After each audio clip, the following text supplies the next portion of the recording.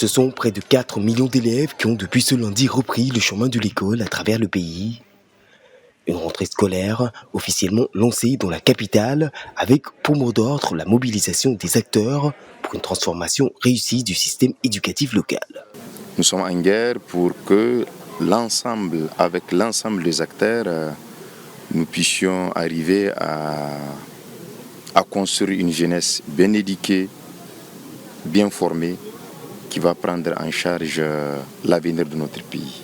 Et pour ce faire, il a fallu au préalable mettre les différents acteurs dans de meilleures conditions que les années précédentes. Dans les 22 543 établissements que compte le pays, ce premier jour d'école a ainsi été l'occasion d'une distribution de fournitures à l'endroit des élèves, entre autres mesures.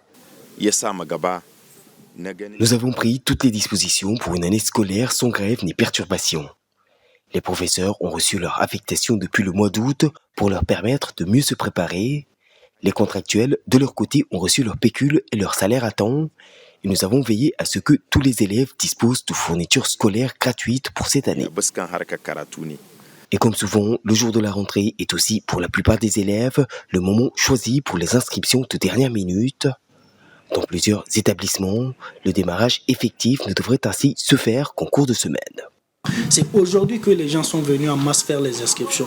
Du coup, ça a bloqué un peu l'administration. Mais à part ça, alhamdulillah, Dieu merci, on va laisser passer cette journée. À partir de demain, ils seront en classe pour les emplois du temps. Et à partir de mercredi, Inch'Allah, les cours vont démarrer.